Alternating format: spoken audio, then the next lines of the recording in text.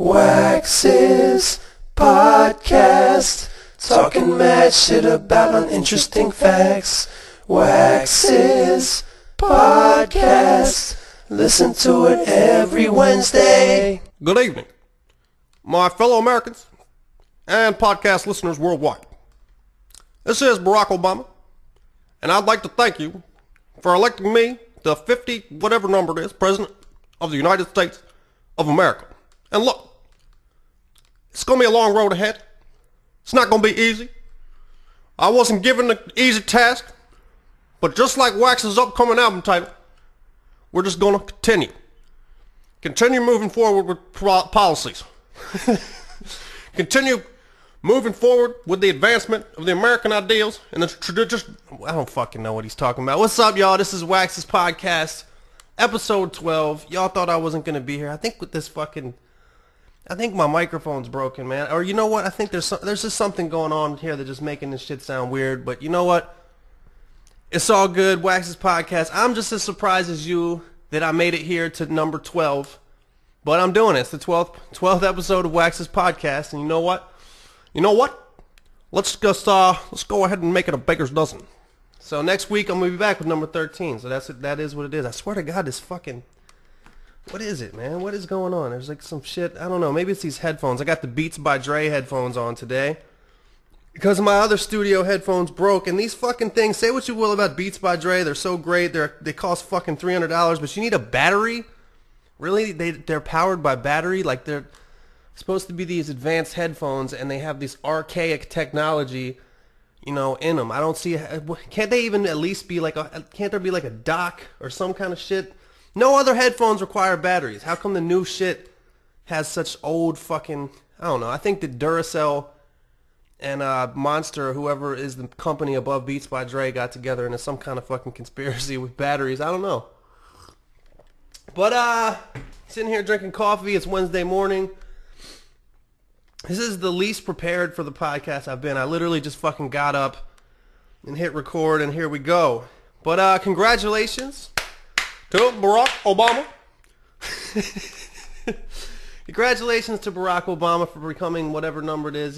He was elected president again last night. And the reason I say congratulations to him is because he listens to this podcast all the time. He actually emails me all the time at beatsforwax@gmail.com.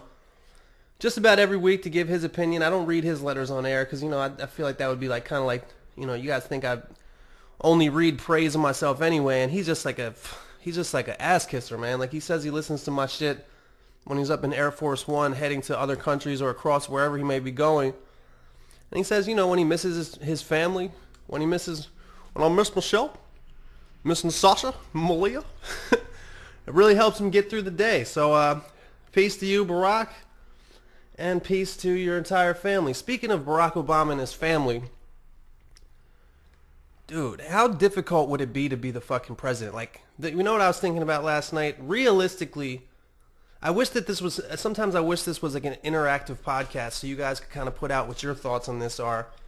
But like, how often do you really think that Barack Obama and Michelle Obama have sex? Like, first of all, how often do they even see each other?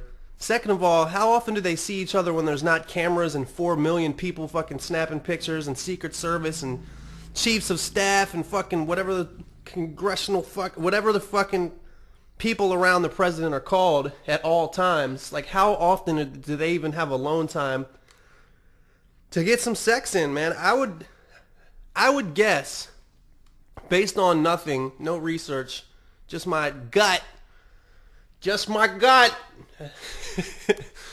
as politicians are always supposed to go with. So if I was a politician and I went with my gut, I would guess once a month, and that's fucking generous. That's really generous. You know, he has a bad, you know, a regular man has a bad day at work. You know, I guess most married men don't get blowjobs or anything anyway, but you know, you have a bad day at work, you might come home and at least get some type of like sympathy hand job in the fucking back from your wife. Like, he doesn't get any shit like that. And if he doesn't, can he masturbate? Can the president masturbate? Like, there's somebody with that amount of power should have a fucking, they should have a release. You know, if you're a man, you got to fucking release every once in a while. And if somebody that's in charge of all that shit with that much power doesn't have that event, there should be like a designated time every day where if Barack Obama's alone, he can masturbate. If he's got his wife with him, he can, conjugal visit, so to speak. But that sounds racist. He's black, and him having sex with his wife has to be a conjugal visit. That sounds racist as shit. I just happened to say that because that's what it would seem like. If you were that busy, and you have to put sex into your schedule, like you're like 11:55 through 11:58. Let's make it a quick one, But I don't know. I was just thinking about that when I was watching that shit last night. That's one of the reasons why I didn't get to the podcast last night. I just kind of got sucked into the hoopla, watching like the speeches and seeing who would win. But they thought it was going to be a close race, and I guess it really wasn't that close. Obama beat him pretty bad, and in America, beating him pretty bad is a fucking it's like 50.1 to 49.9. Country is mad evenly divided these days. It's a lot of mad people, A lot of fucking white guys that don't have anybody else around them saying some fucked up shit last night and this morning. But I don't know. The past like fucking 4 elections, it's just been so evenly divided. There's only a couple states that really matter. If you're in California or my home state of Maryland, like your vote really doesn't count as much. Like, no matter what, the shit's gonna be blue.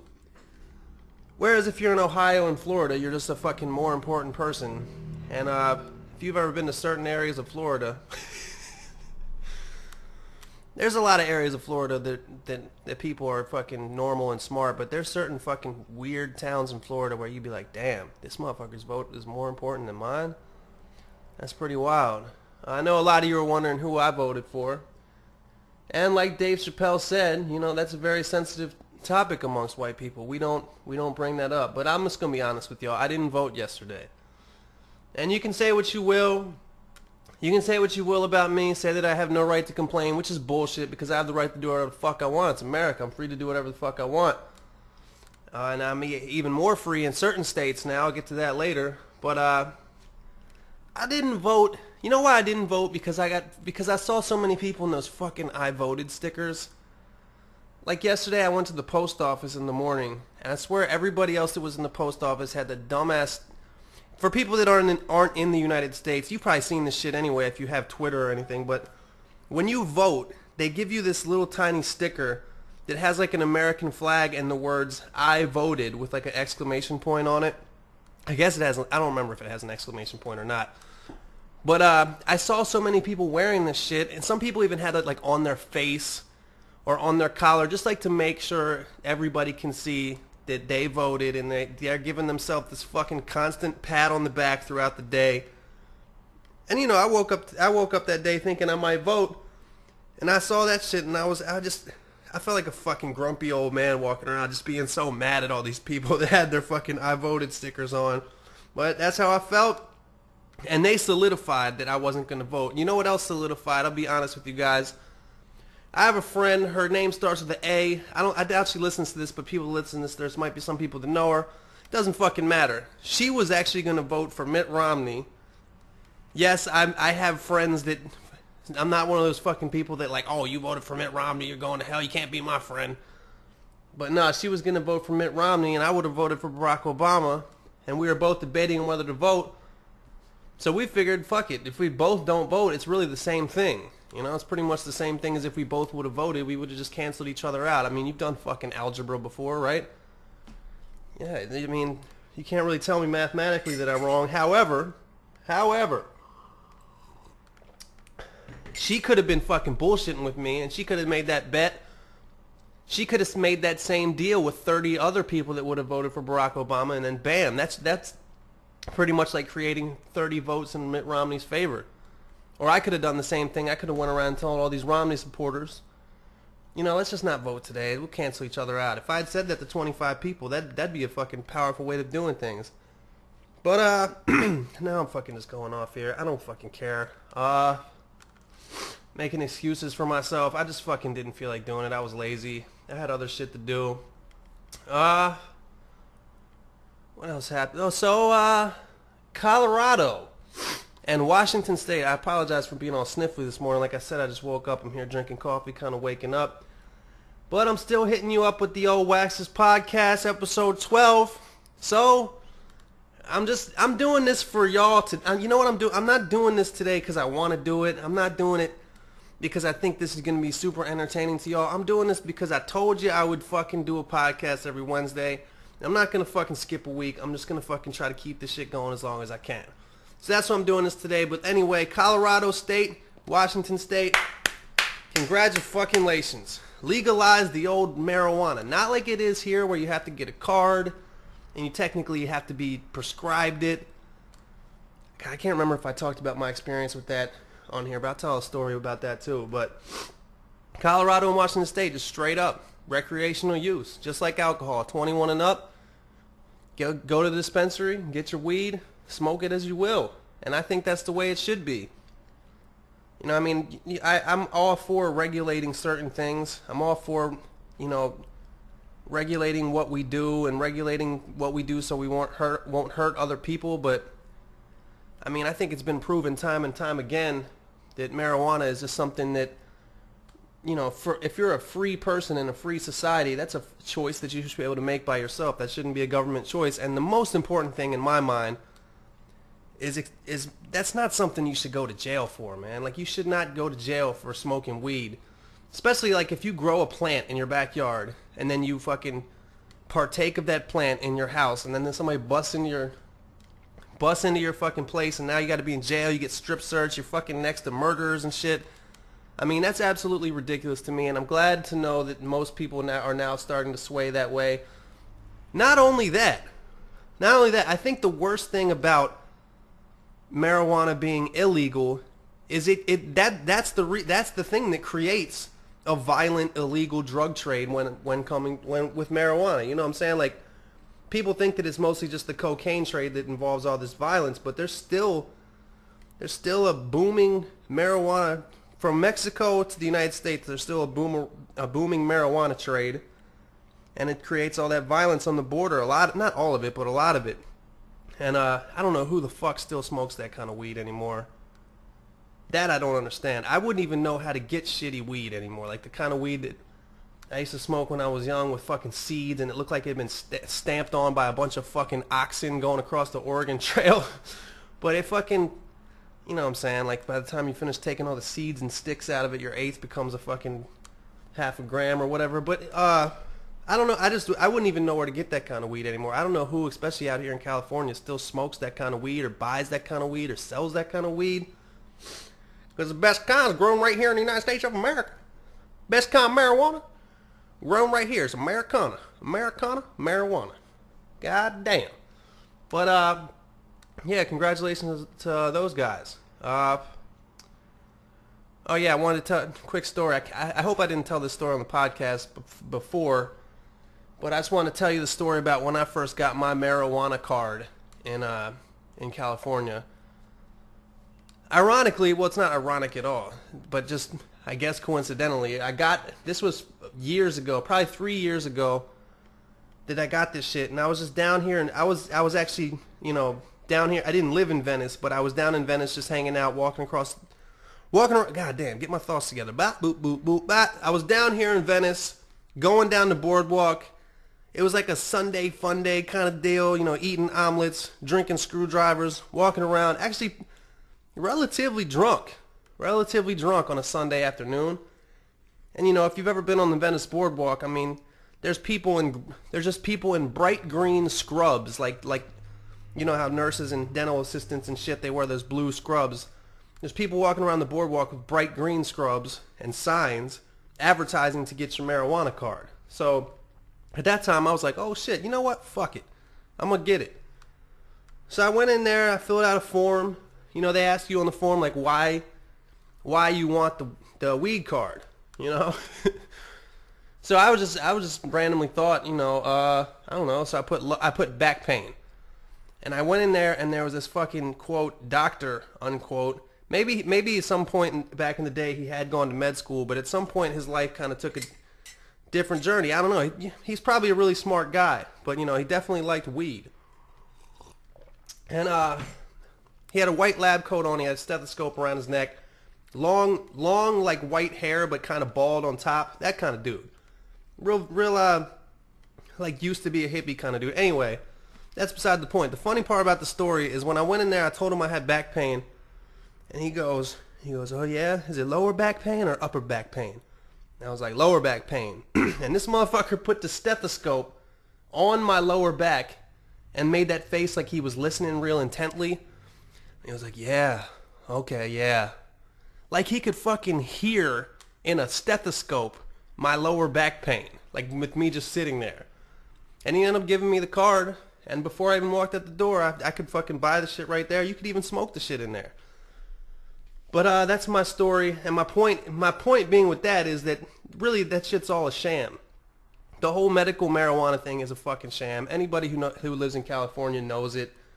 It's just you pay $40 and you get the card, and then for a year you can buy weed in these dispensaries. So I don't see why they don't just skip that step. Because let's be honest, I mean, shit. The word medical is difficult. I mean, you could argue that you drink for medical reasons if it calms you down or whatever. But let's be honest, most of these people that are getting this weed at these dispensaries are not like cancer patients, or they don't have glaucoma or whatever, you know? They might say like, I have anxiety, I have nausea, like shit that everybody kind of randomly. I have diarrhea every once in a while. Sometimes my throat gets dry. I get hungry when I don't eat often. Stupid, but you know, people making up little shit like marijuana. Like marijuana giving you the munchies is like a thing that people use often. Like if they have nausea, or if they say that people say they're anorexic, shit like that. But yeah, I think they should just skip that step. Just make it recreational use. 21 and up sounds great. Do it just like alcohol, and bam, Colorado and Washington State. Popular vote, they agreed with it. I think Colorado was by a whopping percent. I think both of them kind of won pretty well, although Oregon had the same thing on there and they said no. How could you be so... Aren't you? You're a fucking dick if you go in there and vote no on that. Like, no, other people can't have a good time and do what they want to do. Same thing with gay marriage, man. I look at legalizing marijuana in a similar category as gay marriage, in that, how does it affect you? You know, how does that shit affect what you're doing? Why do you give a fuck?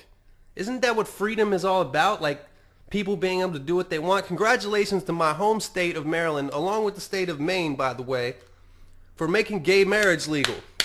About fucking time. By the way, it's bullshit that's even on a ballot that is decided by the popular vote. The whole point, what we're supposed to do in this country is there's majority rules, but we protect minority rights. There's certain places in this country where there's a large white population that if you put on the fucking ballot by popular vote that fucking they should ban interracial marriage or fucking some fucked up racist shit. There's places in this country where if you put that to popular vote, that would fucking pass. Like, I don't think gay marriage is something that we should all be decided. That's like, courts should say, like, this minority group has the right to fucking do what they want. And if you're against gay marriage, you're kind of a dick too. And if you tell me that's because people are always like, well, it's the sanctity of marriage. It denigrates the sanctity of marriage. Well, you know what? Anybody who's saying that shit, they should have been protesting the fucking Bachelor, because that's fucking takes a shit on the sanctity of marriage. That show, just fucking 40 people and they eliminate them with the roses or whatever, and then they get fucking married. It never ever works. There's not one fucking season of The Bachelor where now those people are fucking married and happy and all that. Not to mention, the sanctity of marriage is already fucked. 60% of marriages end in divorce. So that fucking marriage is batting less than 500 by itself right now. So to fucking say that you're fucking up the sanctity of marriage by having gay people get married, I gotta see you protesting outside the chapels in Vegas where fucking Britney Spears and shit gets married, or Kim Kardashian, or whoever those fucking people are to get married in Vegas and it lasts for a day. I gotta see you protesting there if you're gonna use that argument. I don't know what the other arguments are against same-sex marriage, but if you have any arguments, if you want to argue with me, beatsforwax@gmail.com, and let me know what you think. I just don't see how you could possibly think. I just don't. To me, you're just a fucking dick. Like, let people do what they want. If they're not hurting somebody, I guess you could say gay sex. You might hurt somebody. I feel like it would hurt, but people slap each other around during straight sex, choke each other out a little bit during straight sex, pushing people into the wall, during straight sex. I mean, how much shit that you can do behind your closed doors that doesn't hurt other people are we going to make illegal? Sodomy is still illegal, even amongst straight people. Sodomy is still illegal in many states. I've actually made it a goal of mine to break that law in every state. It's like, oh shit. I don't really have that much more to say, y'all. Like I said, I'm really just doing this all off the cuff. I usually have some shit written down where, I kind of have a little outline. But today I'm just really talking about politics. Talking about politics, people. And I'm not, and by the way, I'm not trying to say that I do a perfect Barack Obama impression, but I've seen fucking people doing that shit on TV that are fucking terrible. Why can't we get a good impersonator these days? I guess I saw a dude doing the shit on Saturday Night Live for a second. Somebody said he was good. And he was good with the voice. Some people just unfortunately don't look like a motherfucker, I mean, shit. If you put me on there looking like Barack Obama, first of all, I'm not fucking black. Second of all, I'm not fucking going in blackface because that's fucking terrible. But let me stop this for a second. I'm gonna try to call somebody and fuck with them. Should I fucking do like I should make like a little mini like 5-second radio intro just for that segment, to call someone and fuck with them segment. Just like the intro to Wax's podcast. But anyway, hold on for a second. Alright, y'all. I'm going to keep this real simple today. I'm just going to call my brother. Maybe talk some shit about politics and shit. See what he's got to say.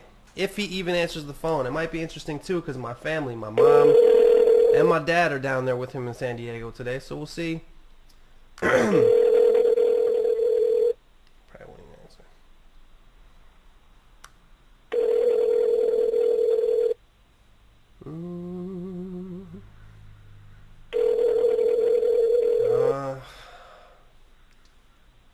Not looking good. Your call has been forwarded to an... Well, another fail. Like I always say every week when I fail, there's always that chance here on Wax's podcast. You never know what's gonna happen. I'm just see what you guys might not know is, like, last week, for example, I tried to call Acumental from the Palmer Squares, and then I called Breezy Lovejoy. It's not because I planned it that way. It's because I fucking was looking through my phone. If you notice, Acumental starts with an A and Breezy Lovejoy starts with a B.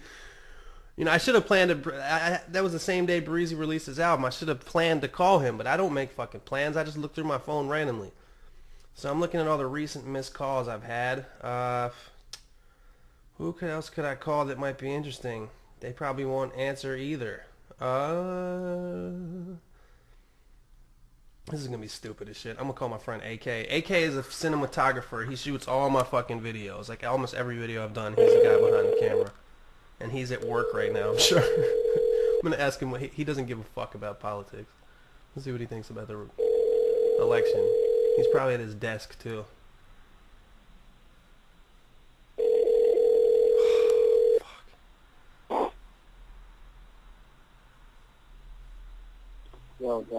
Yo, what's up, son?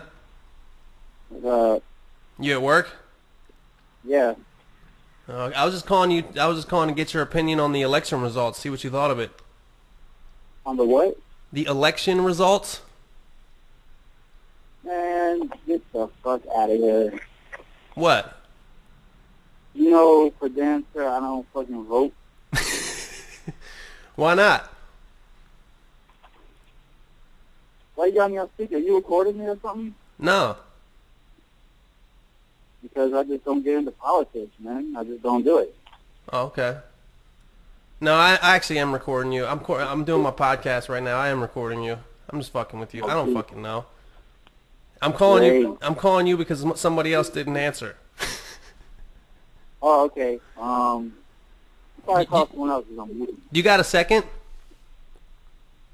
Not really, man. I don't want to be on that podcast. Why not, man? You have an interesting life. Can't you just tell people what you do and how you fucking? There's people out there that want to know how do you become successful in Hollywood? Huh? Call me at a different time because I'll be on there, but I'll be on a different episode. But Well, you're going to be on this one because I'm already recording it. I'm not going to edit it out. You're on it right now. All this shit we're talking about is the episode. I gotta go. All right, cool, man. Good interview. All right. There you go, ladies and gentlemen, Andrew Krasinski. What amazing insight he provided into the world of which is his world. And I don't think my life will ever be the same after conducting that interview. I think that I've been permanently changed. I can't tell yet if it's a good or bad way, but I know that it's going to affect the path of my life. I feel like my life was on this path. Somebody threw a rock, and it was going through the air, and then this interview / phone call I just did was like a bird that fucking intercepted that rock and took it to a different place. So I'm going to have to stop here for a second because I really need to pause and just reflect on where I've been and think about where I'm going and dedicate myself to those magical words that Andrew Krasinski, a.k.a. AK, just laid down. All right. Let's get back here, back in the game here. I just got back up from, several hours of meditating. This is many hours later, just meditating, thinking about what AK just told me. I had to meditate and clear my mind just to fucking get back to reality because that was so amazing and special. But anyway, shout outs. Shout out to Cordless, TJ Ledecky, Aaron, Riley in Canada. Happy birthday to Raul in Maryland, and shout out to his homies Antonio, Victor, and Emmy. Shout out to Christian the Icelandic Arizonian, Upper Decker 212, Scrody McBoogerballs, Steve in College Park, Jay White, John R, Jose M, Ryan T, my man Raul Justice, Ben K, Amanda and Sebastian in Australia. Congratulations on your 3-year anniversary, Amanda and Sebastian. And Sebastian from Denmark. Not as many shout-outs today, but what the fuck was I saying? What was I saying? Oh, yeah, you know what I wanted to talk about is the homie Chris M up there in Michigan has made a fan site. It's called, let me actually pull it up on my computer right now. It's called waxfans.com. So y'all should go fucking check that out. It's a real cool website that he made, and I feel fucking humbled that somebody would even make a website like that. Y'all should go check that out. Waxfans.com. Shout out to the homie Chris M. And peep the website. So we got a lot of questions this week, a lot of good questions. So let's just get right into them. This one's from Kevin B. Dear Wax, my question is, do you enjoy the smell of your own asparagus piss? Just wondering. I always forget that I ate asparagus, and then when I pee, it's like a little surprise. I've heard people say that if you eat asparagus, your piss smells pungent or whatever, but I don't know the smell. I don't eat asparagus very often, and when I do, I don't think that I notice the smell of my own piss. So I can't answer that question, but I appreciate you asking me that because next time I eat asparagus, I will see. But the thing is, when I eat asparagus, I don't usually eat like asparagus by itself. Wouldn't the fucking smell be kind of, diluted if you ate like asparagus with a bunch of fish or chicken? I guess if with fish, maybe it'll smell twice as bad. I don't know. All right. This one is from Art School Chick XXX. Hey Wax, thanks for always producing awesome music. It's really been helping me get through the college work. Thank you, I appreciate that. I don't see how people like listen to rap music or even music with any lyrics and do like, people always say they listen to my music while they're studying. I think that's hard. I don't know. Maybe that's easier for women to do because women can multitask in their brain. I can't fucking read words on a paper and hear words being said and fucking do both of those things at the same time. So I don't know. Props to you guys that can study while listening to music with words in it, but I can't. I remember in your last podcast with Herbal Tea, you discussed not being attracted to skinny girls. I go to a ridiculously hipster art school and asked my guy friends, and they all said they preferred skinny girls. So I want to know what your type is, and what do you think of hipster art girls? I know you talk about girls a lot in your songs, but was wondering if you have a certain type of characteristics or a specific look that you find yourself more attracted to. Hope you answer this in your podcast. Well, first of all, when you asked the guys and they said they all preferred skinny girls, I mean, that might be... Skinny is a relative term. Like, you know, thin and fit is much different than, like, skinny and emaciated skeleton. You know what I mean? Like, I don't like girls that look like a skeleton. And I don't genuinely like tall and lanky girls. You know, I like short girls with some meat on their bones. That's what I tend to be attracted to. I like short girls that have a... Not like big, but like not skinny. So I wonder, when you asked your guy friends and they said they all preferred skinny girls, I mean, if you showed them, if you were like an eye doctor and like better 1, better 2, better A, better B, and you showed them like fucking, you know, Kirstie Alley when she was in Cheers, and then Kirstie Alley when she was fucking huge, or like you showed her just, if you showed her Precious, and then like what would Precious look like if she was skinny? I don't know. Like, it depends how... Like, skinny is a relative term, is my point. But I do like hipster chicks, actually. I'm intimidated by chicks that seem smarter than me, though. I don't want a girl that's smarter than me, man. I gotta be able to outsmart my girl.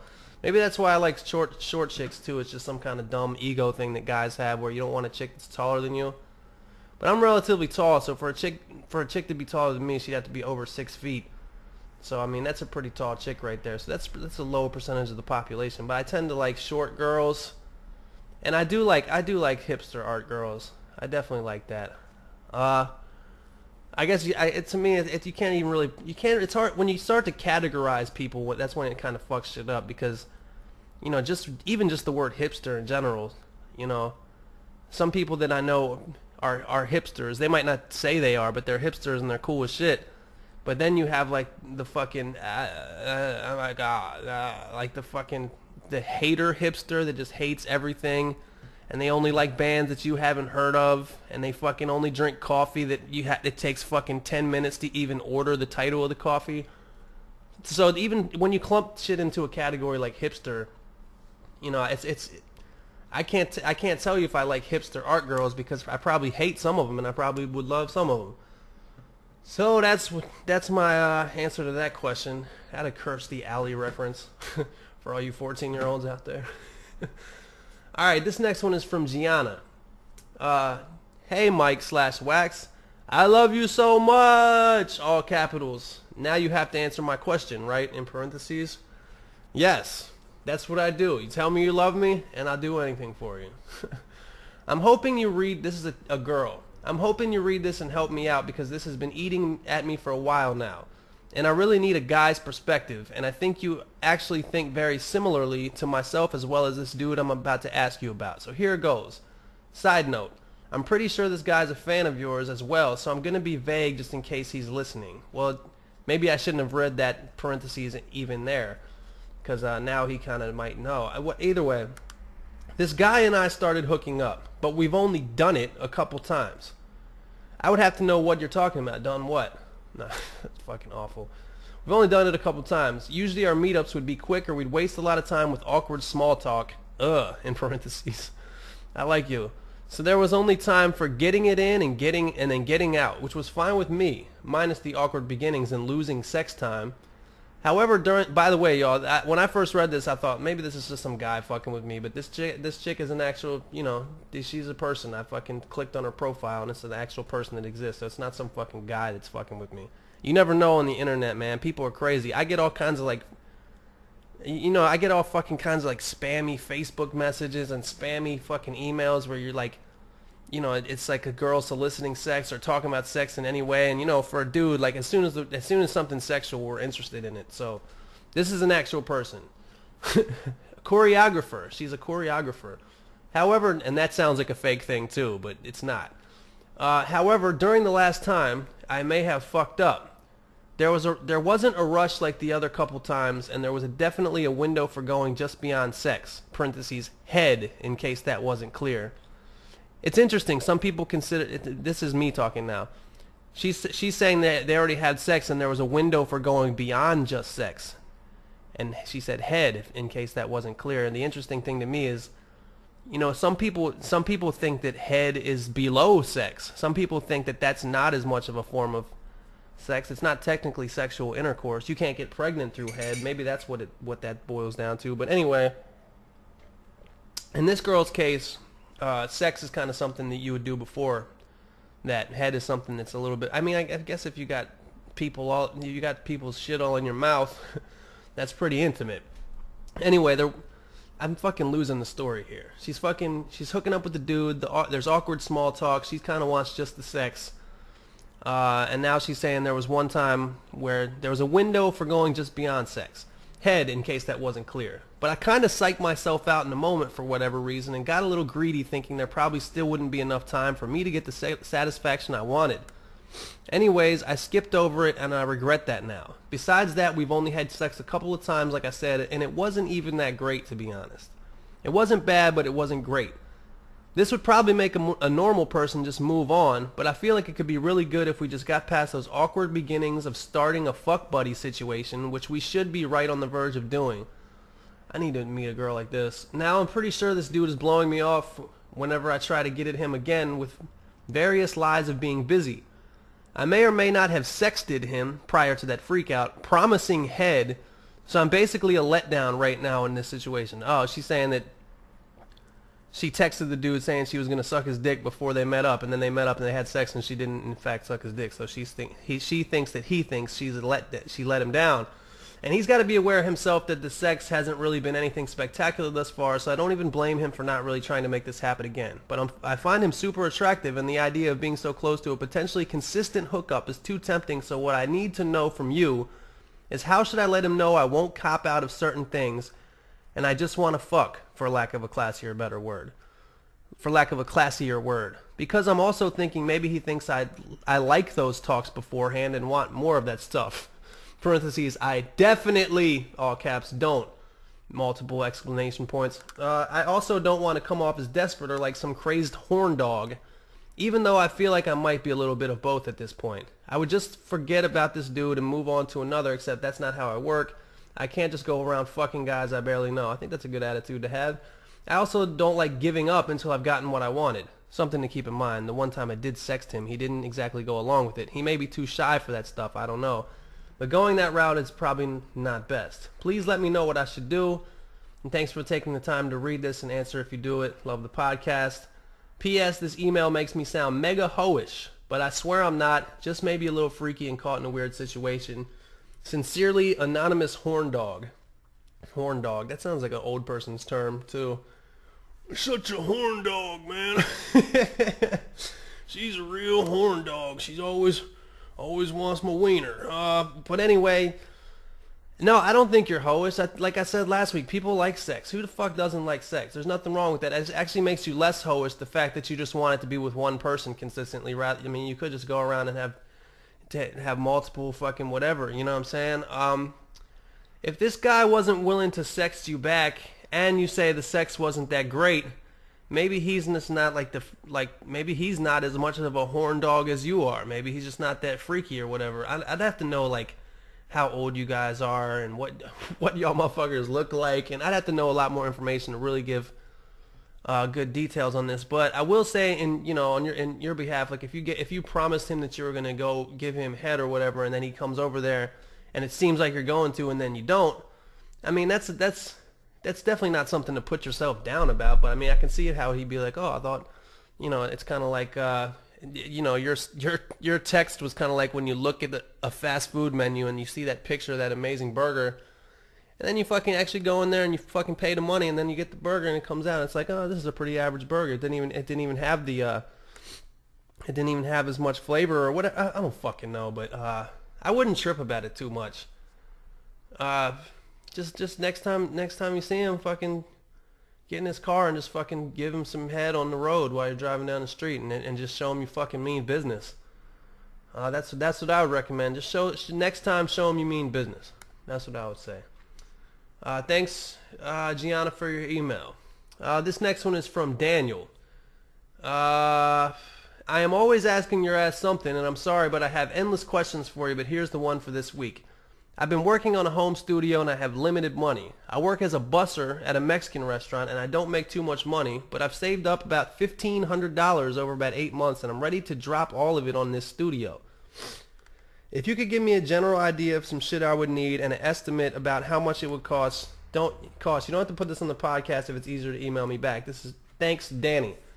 Well, I did put it on the podcast, and first of all, congratulations to you for having a shitty job and still having the dedication to save up $1,500, man. That's a lot. That's much more than a lot of people have to spend on their home studio. Now I'm assuming you make hip hop music just because you emailed me. I don't know that for a fact. Like, you know, if you're in a metal band, I would recommend different things than if you make hip hop. I think if you're a rapper, the most important thing is your microphone. What you definitely need you have $1,500. You need a computer, B, some type of interface that would be essentially you plug something into the interface and that goes in your computer. C, you need some kind of program. I would recommend Pro Tools as your recording program. But like I said, I'm not exactly sure what you do. Like a lot of people use Logic. Some people use Ableton. I don't know if you make beats. I don't know if you just rap. I don't know. I don't remember you need a good microphone. For that, people always ask me what kind of microphone to get. I'm not some microphone expert, man. You should talk to somebody else about that. I will say there are various types of condenser microphones that are great for studios, and if you learn a couple tricks of the trade as far as reverb, EQ, compression, things in that nature, you can even make a pretty shitty mic sound good. I mean, you can get a mic for $200 and still make it sound pretty good. There's shit on the radio you've heard that it was recorded on shitty mics. Depending on where you live, you might need a couple speakers. You definitely need a good set of headphones. You can get these Audio Technica headphones. I can't remember the model. Just go to Guitar Center and tell them you want the $80 Audio Technica headphones. And those are good because they're accurate. Don't use Beats by Dre's if you're mixing, because they're not accurate. They're made for the common man. I think they do make studio headphones now though. What else would you need? I don't know, man. I mean, do you need a keyboard? Do you need maybe a MIDI controller? Do you need a fucking guitar? You definitely need cables. You're gonna need some prostitutes. You're definitely going to need a lot of cocaine. You're going to need some guns and at least 5 pit bulls. Thanks for the question, Danny. I appreciate that, man. Hopefully that helped. Before I said cocaine and all that shit, hopefully that helped in some kind of way. This next one is from Morpheus. Hey, man, just start by saying I'm a big fan of your music and love the podcast. Okay. I'll just start by reading that. I need some advice. My best friend has been dating his girlfriend for almost 3 years already, and she was cool at first. I know I read this already, but this is such a we've all been through this. Whether you're a girl and it's talking about a guy, or a guy and talking about a girl, we've all been through this situation. Not the exact situation, but just let me, like y'all are interrupting me. Let me read the story. Fucking other self that's interrupting myself. I need some advice. My best friend has been dating his girlfriend for almost 3 years already, and she was cool at first, but it's come to the point where she's in too much control. Slowly, she began using him, and it annoys the fuck out of me. She doesn't even allow him to hang out with me, his best friend, without her being there. When he wants to hang out with me and some of the other homies, he has to lie to her so she doesn't bitch at him. That's fucking... It's sad. That's exactly what I agree that it's sad. She has no reason to act like this since he's never done anything to disprove her trust. My friend works shitloads of hours almost every day and was taking classes at a JC until this semester because she somehow convinced him to take a semester off with her, and she pretty much forces him to hang out with her every day. She's like a leech. My friend is smart and has a lot going for him, but his girlfriend, on the other hand, is 20 years old and doesn't have or had a job, doesn't know how to drive, and doesn't... It's fucking, you hit the gas to go and you hit the fucking brake to stop, and then you turn the fucking wheel which direction you want to go. Ain't rocket science. And doesn't go to school. She is doing absolutely nothing with her life. He is her transportation, her food court, her bank account, and ultimately her prisoner. God damn, that was a well-written sentence. I like that. Her food court. He had just bought her the new iPhone $650, for no specific occasion, just because she wanted it. God damn. He also bought them both year-long Disneyland passes, her idea, that are $670 each, and is now thinking about getting a separate phone plan with just them two on it. Personally, I fucking hate her, and my friend doesn't deserve to be treated like this. I feel like she is bringing him down and taking advantage of him. Of course she is. I've tried to bring it up to him before, but I feel like it's so awkward talking shit about his girlfriend to him. God damn, how many times have have you guys felt that way? I don't know how to address this problem. I'd appreciate it if you help me out. P.S. I think she might listen to your podcast, so I'm going to remain anonymous. Well, you didn't really remain too anonymous by saying all these detailed things, you know, with the iPhone thing. I mean, if you're the girl out there, if your boyfriend has recently bought you an iPhone 5 and a $670 year-long pass to Disneyland, you might be the bitch that this guy's talking about. But seriously, like, she probably does know. And I think, girl, if you're listening to this, if you are listening to this, girl, he's talking about, don't take it as offensive. Think about this sentence. But I feel like it's so awkward talking shit about his girlfriend to him. He has respect for his friend, and he just doesn't like the way that his friend's life has been taken over. I've seen this shit so many fucking times, and it's not just women. Like, dudes are just as bad as this. Like, the girl all of a sudden can't hang out with her friends. God forbid she have a fucking male friend in her life. You know, shit like that. But, you know, there these people, it's very easy to just fall in love with somebody. This often happens to people who haven't had a lot of girlfriends and shit like that. And they feel like if they lose this person, they're not going to get another person. So they'll do whatever they can to appease this person's needs, and they eventually, and the person on the receiving end of the iPhones and the Disneyland really just has like, get me this shit or I might break up with you. That's kind of like what they're saying. Give me this, give me your time, give me your money. It's not always about money, but you know, you gotta fucking tell your friend, man. You know what you should do? You should write. No, you shouldn't do that. You just gotta talk to him, man. Maybe you should even bring it up little by little. Bring up these specific instances. You know, the iPhone, $650. I mean, that's a lot of money, man. If your friend's working and shit, I don't know what to tell you about this, man. Because this is something that I've seen over and over and over again with various people I know and people that I associate with. And there's just no right answer, man. Because you can't convince these people. Love is powerful, man. You can't convince someone you can't show them this because they don't see it. So I can't really give you any good advice on this. I hope that the girl's listening and realize who she is. If she is listening and doesn't realize they're talking about her, she's just fucking stupid. And but I doubt that she is. She actually seems really smart. She seems really smart and really manipulative. And I say to that girl, you know, give your man some fucking room. But it doesn't matter because she won't, and he'll do whatever he tells her. There's no fixing the situation, Morpheus. It's fucking is what it is. Just do what you can. Hold a mirror in front of your boy's situation and try to tell him what's going on once in a while. But you might even end up losing that friendship, man. That shit happens. Anyway, I appreciate the email. Hey Wax, I'm not gonna this dude Devo. He asked me what is the most embarrassing moment of your life that you can think of, and I thought I'll just fucking say it.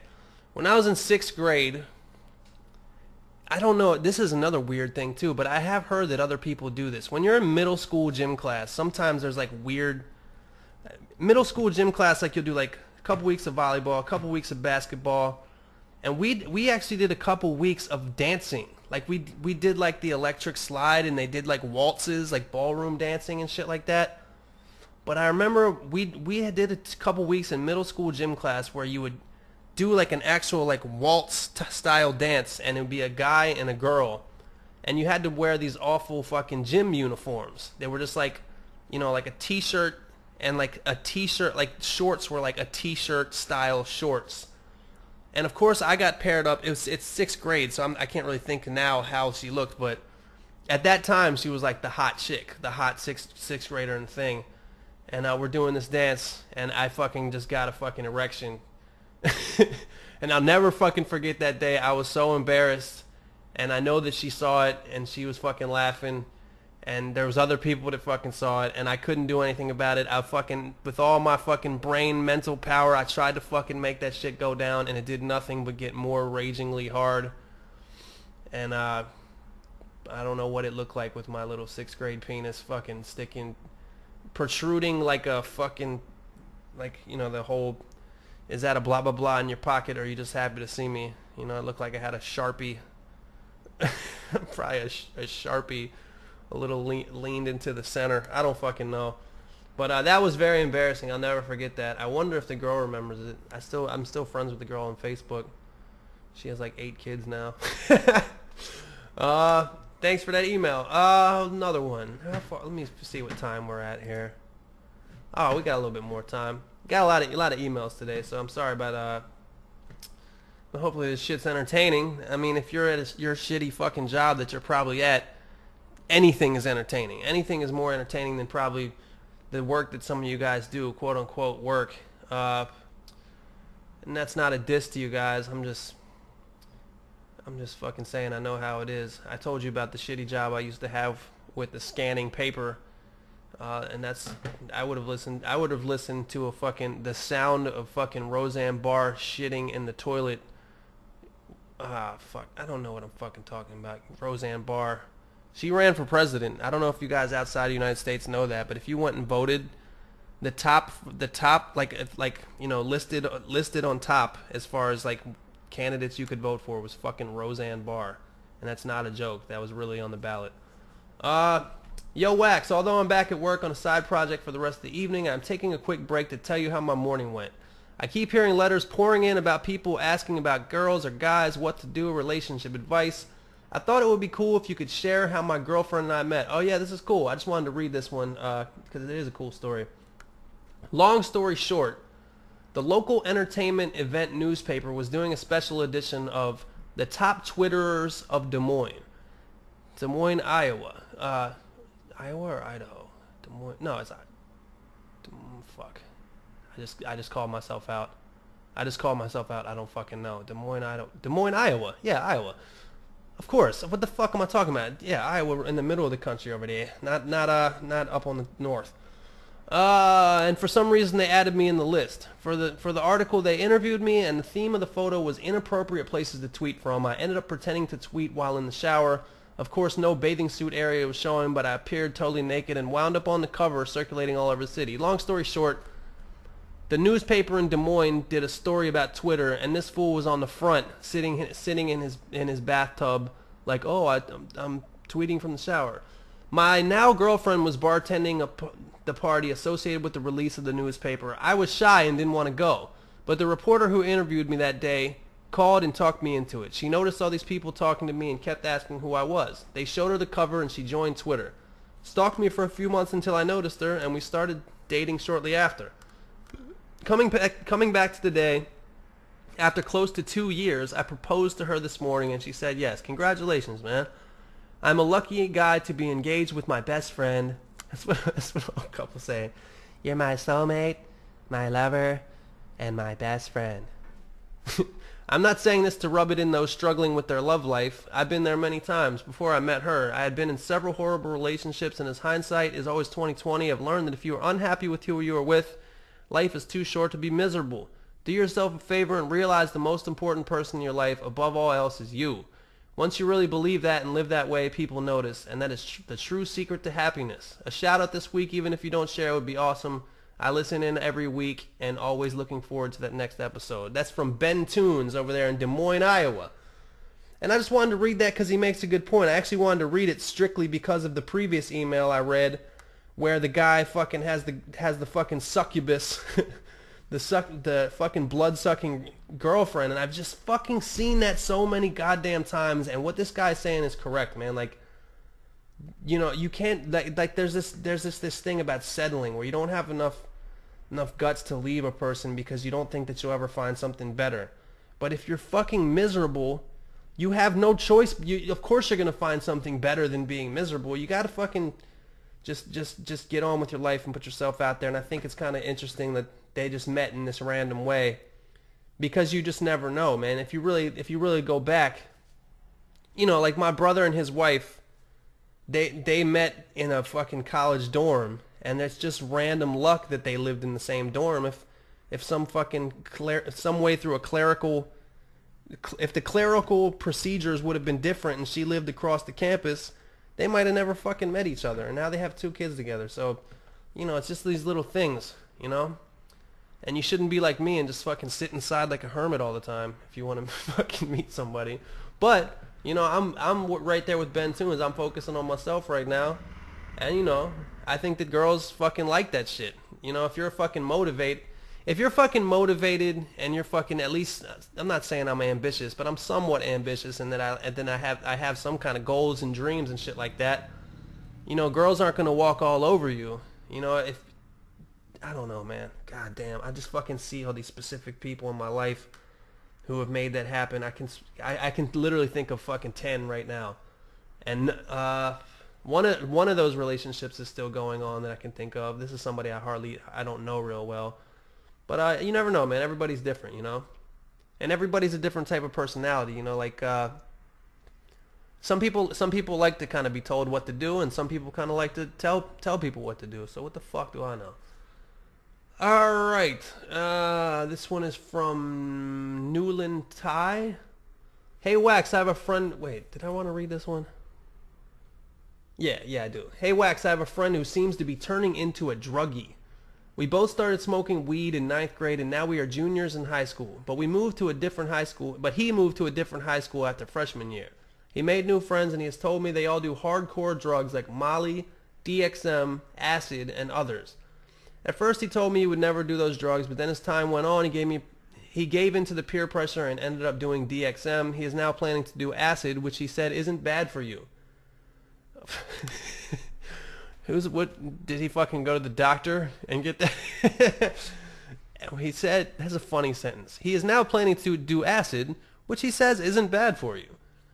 I disagree with that, and I'll tell you why. Even if it isn't bad for you, I am just worried he will just continue to try new drugs, and I will lose a longtime friend. I still smoke weed with him, and I try to convince him not to do these things, but he's a hard dude to convince. So my question is, how do I convince him or stop him? Have you ever had a friend like this, and if so, what ended up happening to them? And do you think weed is a gateway drug? I don't fucking know. I mean, if this guy had never smoked weed, you think he wouldn't be doing acid? I don't think that. I think his friends would have offered him acid. He'd be doing it regardless if weed was even a drug at all and ever existed. So I think it all depends on your personality. As far as your friend saying acid isn't bad for you, I'll tell you a story. I have done acid before. I was probably more like your friend when I was younger than I was like you, to be honest with you. So don't fucking worry about him too much. A lot of people try these drugs and they end up being fine. And never mind. I'm not going to fucking recommend that people do acid, but if you do that shit once in your life, it might fucking open your mind. I ain't gonna lie to you. Just like them fucking hippies in the 60s and shit. Told you, like, you know, if you fucking expand and realize what's possible with these little things. So I can't say that there's not something positive, but what happens with anything is that you just can't fucking do that shit all the time. There was this dude in my high school that would... Acid was really big in my high school, and there was this dude that would do acid all the fucking time, which doesn't make sense to me. You couldn't fucking pay me to do acid right now. That shit's like, that's just too much, man. It lasts a long fucking time, and it really fucks you up, man. Like it's fun. I think it'd be cool if you had a button on your body that said on and off, and you could just turn that shit off immediately. I think it might be kind of a better drug, but that's impossible. That's just not how it works. Anyway, this dude did that shit so much, like he would take ridiculous amounts of acid and just lose it for like 6 days and shit. And his brain stopped working correctly. Like he used to say that my friend was real good friends with this dude, and he used to say that he would be walking around and his brain was so fucked up that he'd have to like actually concentrate on walking. Like he'd be like, all right, right foot, left foot, right foot, left foot. And just like weird shit. And I mean, you know, who knows what's gonna happen to anybody else. I wouldn't like I wouldn't plan an intervention for your friend, but if I were you, I would just tell him, be careful about doing all that shit and don't go too far with it. Those drugs that you mentioned, actually, like Molly and acid, they're actually not as bad as some shit he could be doing. Make sure he doesn't do heroin. That shit'll fucking really, I know a lot of people that shit really fucked up. Cocaine bad, heroin bad, meth the fucking worst. I've never fucking, god damn. If you go to San Diego and see what meth does to people, man, it's fucking sad. It literally sucks people's souls out of their body. So don't let him fucking do that. Whatever you do, don't let him fucking fuck with meth. And don't let him do any of this shit a lot, man. But don't fucking worry too much. Don't worry too much. You guys are young. Your brains are still developing, and he's gonna clearly do permanent damage, and he'll never have any type of success in life. And you might as well just not be friends with him because he is terrible for you and for your future. No, that was all sarcastic. I don't fucking know what's gonna happen to this dude, but don't worry about it too much. Oh damn, somebody hear that bass? Somebody drove by with the booming system. All right, a couple more. Hey Wax, I love your music. I especially like Too Loud and the Adventures of Larry and Tina. I appreciate that. Not often that I get people that like Too Loud. Anyway, I have a few questions for you. Actually, some people do. I don't know. I am a 14-year-old boy and have never had a girlfriend. Well, you're 14, man. That's not that much time. A lot of 14-year-old guys haven't had a girlfriend. I don't know why. I'm not a nerd or really annoying. Actually, a lot of my friends are the popular kids. Anyway, I like this really cute girl. I think that she has the most attractive face out of any girl in school, and she is not slutty at all, which is good. And I think she might like me. It's just that I can't talk to her because I always get nervous as fuck or some idiot ruins it. How do I get over my nervousness? You have a second question, but I think I'm going to leave that one alone. How do you get over your nervousness? I don't know, man. I mean, you just really got to go for it. You just got to walk up and start talking. Maybe a good thing to do would be to talk to some other chicks first, so you don't fuck up for your first time with the girl that you really like. I like it, and she is not slutty at all, which is good. Is that good? I don't know. Depends what you want. As a 14-year-old, I can tell you when I was around your age, and this group of guys doesn't include me. What was funny is a lot of dudes I know actually lost their virginity to the same girl. Like several people that I know lost their virginity to the same girl. So if you're some dude that just wants to lose his virginity, maybe it's better if she is slutty. But I doubt that you are, because I think that you just really like the chick and you want to kiss her and fucking watch movies with her and shit like that, or whatever you do, maybe finger or get jerked off or whatever. But I think that you just got to go for it, man. I mean, you're a 14-year-old dude. Your fucking hormones are going crazy. You're of course you're gonna be nervous, man. There's really no advice I can give you. You just got to go for it. Maybe find out something about her. Find out something that she's interested in. Maybe she's a 14-year-old girl. She's probably fucking interested in the Jonas Brothers or something. Man, that's younger than 14. Just fucking be like, yo, do you want to go to the Katy Perry concert? Hey, do you want to get Carly Rae Jepsen tickets and ride in the back of my mom's car to the concert? I'm just fucking with you, man. But just try to in all seriousness, try to find out something that she's interested in, and then approach her while talking about that. That's what my recommendation would be. So thanks, Will, for the email. What is this one? That's a really long email. Nervousness, girl, skank. The word skank is in it.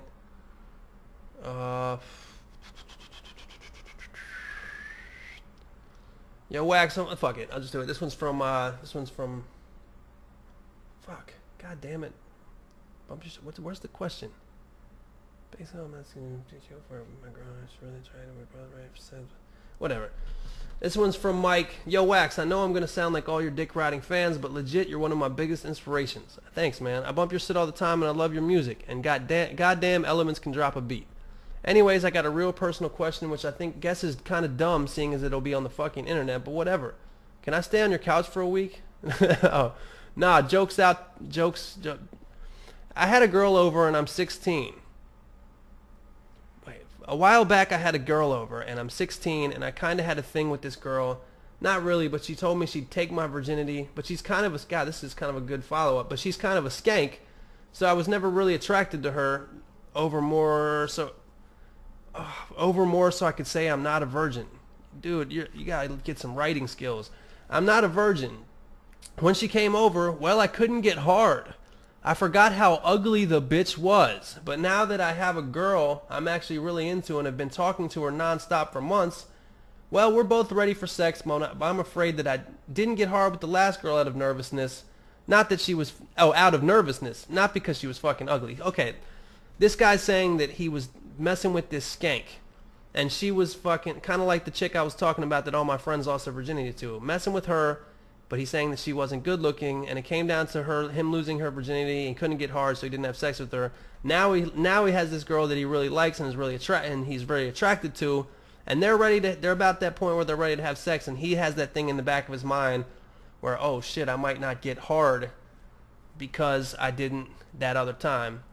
I'm gonna be honest with you, I've never really had problem with that, just because I don't know, I'm a fucking a perv, I guess. But what I would say is, what's gonna fuck it up is thinking about it. You know, if you think about it, it might not happen. You just gotta fucking try to be in the moment. You know, maybe put on some music and just kind of fucking, I don't know, fucking take your time with the foreplay and all that, and just don't worry about it, man. I think that you just gotta go for it. That's my advice for that. Maybe I shouldn't have read that one, but dear Mike, I'm skipping all the praise you deserve as a great musician and getting right to it. This one's a two-parter. Get excited. 1. What kind of car do you have? A Nissan Sentra. 2. Do you give a shit about cars?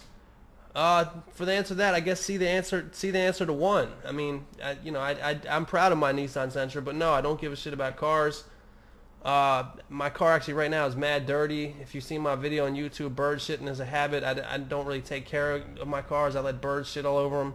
Just wondering your opinion on cars. Most rappers rap about a Benz on 22s and shit. Thanks a lot. This is from RK Landis.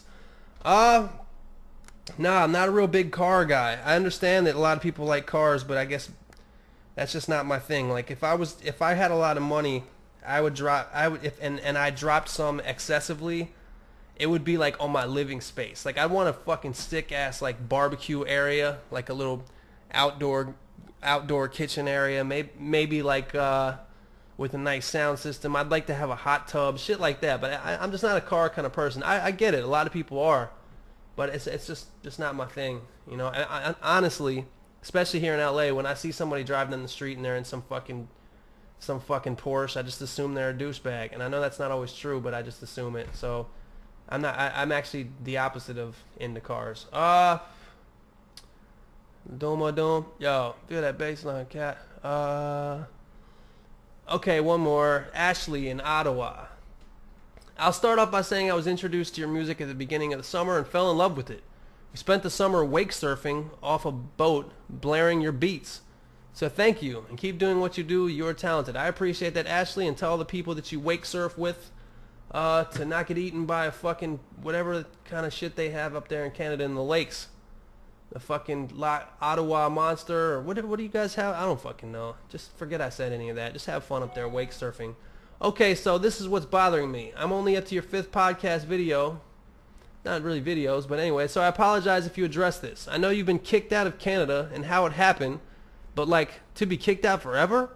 I'd understand if you threatened the Prime Minister with his life, but even that, we're Canadians and we never take shit seriously. Please refer to any South Park episode about us. Have you tried to appeal, etc., etc.? The reason I wanted to read this is because of this.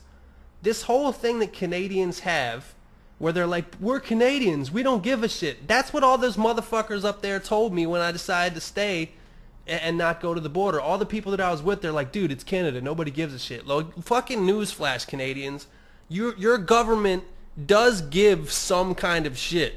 Just because Canadians are generally lax and Canadians are fucking generally like chill, doesn't mean they totally don't give a shit and they're just like, oh fuck it, we don't care. There's still a government, there's still national security, they do give a shit. They do take shit seriously. Like you might not be all up in other people's businesses like the way the US is, always fucking meddling in foreign affairs and everything, but you do have a fucking government. You do have security issues, you do have risks.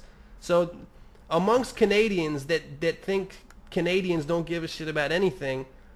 They actually do, man. Like you can't like if you commit a crime, you commit a crime. It's not like they don't have police in Canada, you know. So my point is this: to all that, because I've gotten these kind of emails so many times, and the reason the whole episode happened initially is because I was convinced by Canadians that all Canadians don't give a shit, and that's not true. You know, you have people in authority positions and all that actually do give a shit. So I found out that the hard way.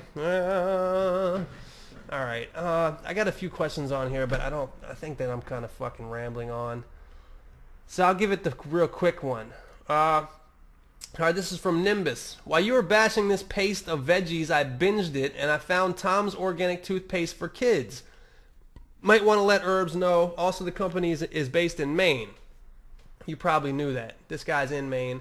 And he's talking about Tom's Organic Toothpaste. So, Herbs, if you're listening, they do have a kid's version of Tom's Organic Toothpaste. That goes for you, too, yes? This one is from Ben.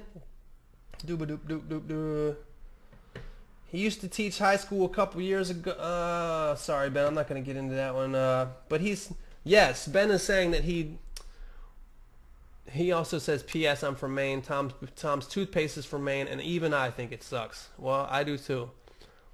This guy was saying he has a... Fuck it. In Week 10's podcast, Yes said that you were doing well because you were doing what you were destined to do. That made me think about some things. I used to teach high school a couple years ago. I moved away from a job to get my master's degree, and that didn't work out. I'm now doing a bullshit job that I really don't like, and I am broke as fuck. Don't worry, it's not as bad as it sounds. I have a sales job offer that will allow me to make a shitload more money than I would teaching. But here's the thing that occurred to me. The comment from Yes made me realize my destiny is to be in the classroom. I love it. I have to get back to it. I guess I knew that all along, but to hear someone describe a job of destiny was a kick in the ass that I needed. I love teaching English. I love teaching high school. It was actually one of my former students introduced me to wax by showing me the new Crack video. I love using hip-hop and lyricism to teach kids about the English language. I feel like I can connect with students that way. So today I'm taking the steps to get my license back and get back to where I belong. Big thanks to you and Yes for getting me back to where I need to be. Keep the podcast lyrics and mad beats coming. Sincerely, Ben. P.S. I'm from Maine. Tom's Toothpaste is also from Maine, and even I think it sucks, and I agree with you. Yes wouldn't agree with you, but she appreciates the props, I'm sure. I'm going to refer everybody listening to this podcast, yourself included, Ben. You should watch, many of you maybe, it was really popular, many of you have, but if you ever use Inside the Actor Studio is a show they do on like A&E or whatever with James Lipton. Inside the Actor Studio. Watch the Dave Chappelle episode of Inside the Actor Studio. It's on YouTube broken down into like 8 parts or whatever. It's, you know, you got to have an hour to watch it, but it's fucking well worth it. And he talks about a part where, you know, he gets to be 18 or 19 or something like that, and he has a conversation with his dad. And his dad talks about the entertainment industry being tough and like it's hard to succeed. And he said, well, Dave Chappelle said to his dad, well, that depends what you consider success. His dad was a teacher. And he said, if I could make as much money doing comedy as you do being a teacher, I would consider that successful. And his dad smiled and was like, you know, I think that you understand what's going on. So, you know, that kind of reminds me with my music. I mean, you know, if I can make a teacher's salary and that can support me, and that's and that's through making music, then yeah, you got to do what you love, man. Fuck, like if you have the option between doing what you love, which is for you as being a teacher, and then doing this quote unquote sales job that will allow me to make a shitload more money than I would teaching. I mean, I think the choice is clear.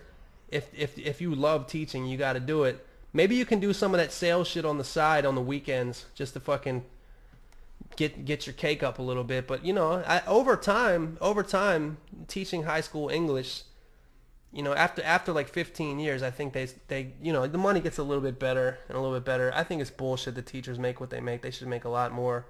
I feel the same way about, you know, policemen, firemen, shit like that. But you know, should have been a banker, should have been on Wall Street or whatever the fuck. Yeah, so I think you got to do it, man. I think you already answered the question yourself. One more. This is the last one for real. This is Jack from Kentucky. I haven't known your art for too long, but I really dig it. I also enjoy listening to your podcast and honestly think a lot of your answers to questions are helpful and inspiring. I know you've done a lot of traveling away from home, so I was hoping you could give me a little advice. I'm reaching the end of high school and I'm starting to look at potential colleges to go to. I'm pretty sure I want to go somewhere far away from home, but I'm a little nervous about leaving my friends, family, and the town I've lived near all my life. Did you find it stressful being away from home, at least when you first moved? How easy has it been to adjust and make new friends? Thanks a lot for even taking the time to read my question, and any response you give would be greatly appreciated. Jack from Kentucky. You're probably from a small town in Kentucky, and it might be difficult for you to leave your friends and leave the life that you know. I can't always, when I fucking, first time I moved away from home, thing is, me and my twin brother moved together, and we did that a lot. Even when I moved to San Diego, I had friends there, but it was, when I moved to LA, I didn't know a fucking soul up here.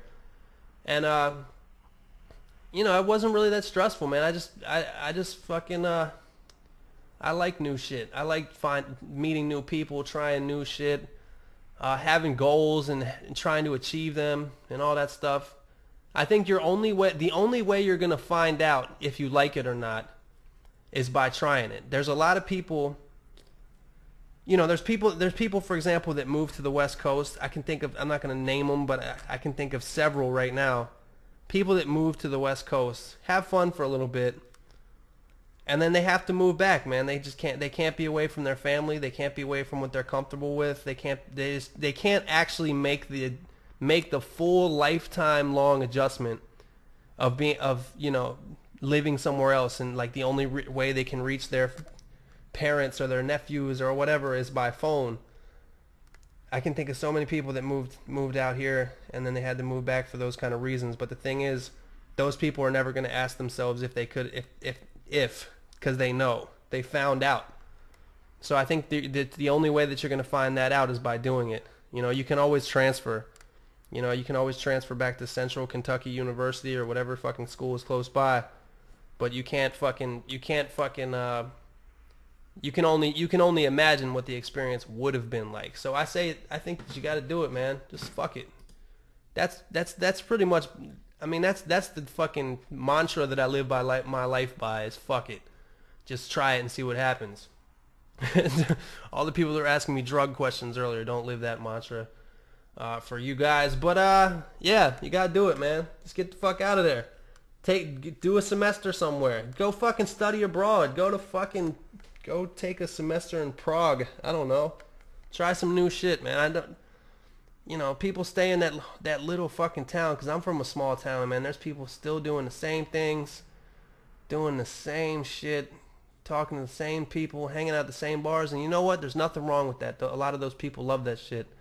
There's something about home that's special. I mean, even when I go back there now, I get a crazy, like a good feeling and shit just being there. But you gotta, I think that it's you know, don't ask yourself what if. Instead of asking yourself what if, look back and say, oh, that was what happened. So that's my advice, and that is the podcast. Congratulations to Barack Obama. Congratulations to Colorado and Washington State for legalizing the weed. Congratulations to Maryland and Maine for legalizing the same-sex marriage. I think that's all good stuff. No offense to anybody who voted for Mitt Romney.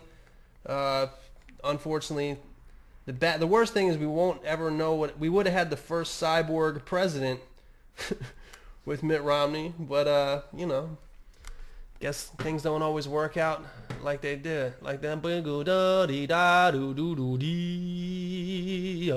Amazing Grace. All right, I'm going fucking nuts. Thanks for listening to the podcast. Be safe out there.